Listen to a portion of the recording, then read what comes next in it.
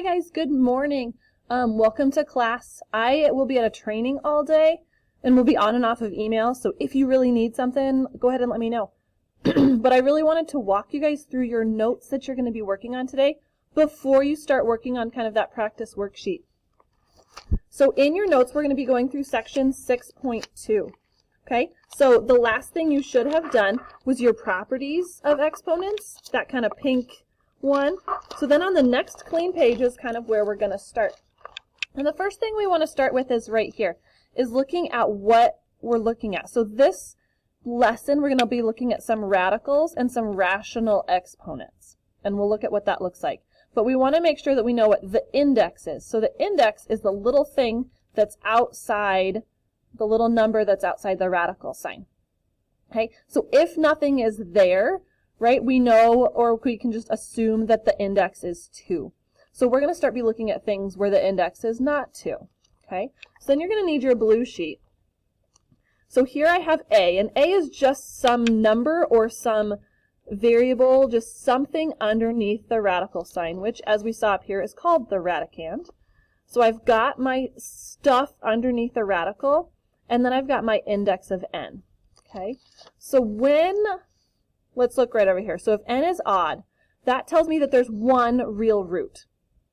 Okay, and so I want you to pay real close attention to this. So if I have the nth root of a, that's how we would read this, is the nth root of a. That is equal to a to the 1 over n. Those two things are interchangeable, and they can go either direction back and forth. Okay, so now and that's if my n, this whole thing right here is if my n is odd. So 3, 5, 7, 9, those kinds of things. Okay, so now if my n value is even, well, if a is less than 0, so if underneath my radical sign is less than 0, I have no real roots, right? And you guys hopefully are aware of this because you know you can't take the square root of a negative number. When you get to Algebra 2, we'll look at what that becomes, but for now, we just have no real roots. If that a value is 0, so if I'm taking the square root of 0 or the fourth root of 0, any of those things, I have one real root, and that root would be 0. Okay? And then if a is greater than 0, I have 2 real roots. So what that means, and kind of the example that I want to look at, is right here. So if I have the square root of 16, right, we know that that's the square root, and I see that my index, right, is right here. Since there's nothing there, I know my index is 2. Well, the question that I ask myself for this is, what can I multiply by itself this many times to get 16?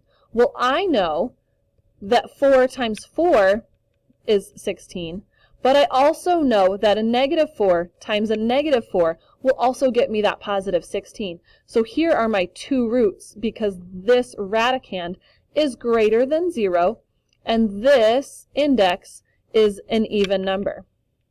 So let's look at one more possible. Okay, so if I have my index of 3, and I have my 8 as being my radicand, and I'm just using this example because I know this one. This is asking us, what can I multiply by itself 3 times to get this 8? So I know based on our notes that this is only going to have one real root. So I can go through, well, I know 1 times 1 times 1, right, because there's 3 of them, is 1. Then I can just try 2 times 2 is 4, times another 2 is 8. Aha, so there I was. So I know that the answer to the cube root of 8 is 2. Okay, so that's kind of what we're really looking at here. So now, let's look at an example of some of this information that we're given. Okay, so one of the examples that we're going to be given, let me get a little bit closer here, is I'm given an n of 3, and I'm given an a value of negative 27. That's all the information we're given in that example, and we have to do something with it. Well, so I know my n is 3, that becomes my index. My a is a negative 27, that becomes my radicand. I see that n is odd, so according to my blue book here, if it's odd, I have one real root. So then I can say, then I can look at it and say, what can I multiply by itself 3 times, because that's my index, or the denominator, to get this negative 27. So again, I can try what we just did. Well, 1 times 1 times 1, 2 times 2 times 2, 3 times 3 times 3. And it turns out that this would be a negative 3. Okay. So now we're going to look at, these are just a couple more properties that we're really going to be working on. So make sure you actually read these and look through these.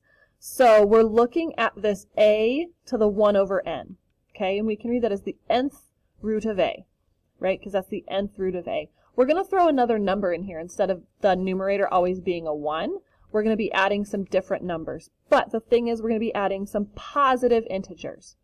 So some positive other numbers that we can deal with. So you may see something like this, where I have a to the m over n, some number over some other number. Okay, so that would also equal, so I can kind of separate it out. And this is using that power of a power property that we looked at last week.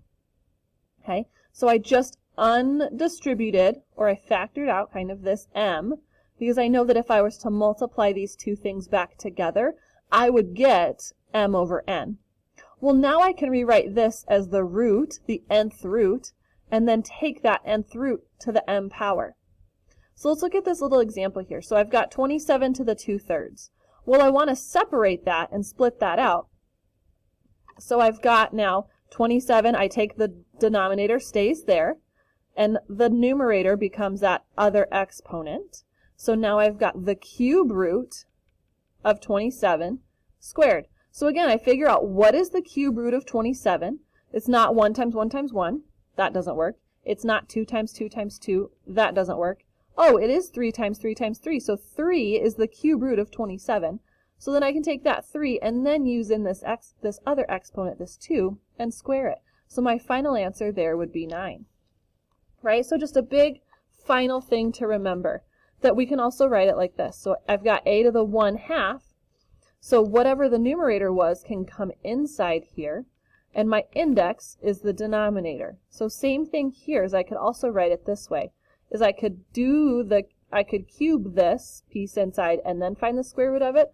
Most of the time it will be easier to do the root of it first and then go to that other exponent. Okay, so that's just sometimes how we do it. So that's the extent of our notes. Okay, so now what you guys are going to do today, instead of doing some work on big ideas, is I have this little packet that we're going to hand out for you guys to work on. Okay, so we're just going to be looking at this a little bit further. This packet includes our information, right, with 0 exponents. What do we do with those? With some negative exponents, what does that mean, and how do we do that? So what you're going to be doing now, instead of working on big ideas, is you're going to be completing this packet. And yes, this whole thing is going to be your homework for this section, but you don't have any extra stuff online to do. So the rest of this class period will be spent working on this. You may work together. You may work with a calculator. And if you want to use Desmos, you are welcome to do that as well. If you are able to get through this whole packet, then I want you to spend some time working on anything missing, if there's any missing work for me, or you may play Fantastic Contraption. And I've showed some of you this game, and it's pretty cool. So those are kind of your two choices. So again, I will sort of be on email today throughout the day at different points. I will definitely be on campus again tomorrow if you need to check in with me on anything. I hope you guys have an awesome day, and I'll check in with you guys tomorrow.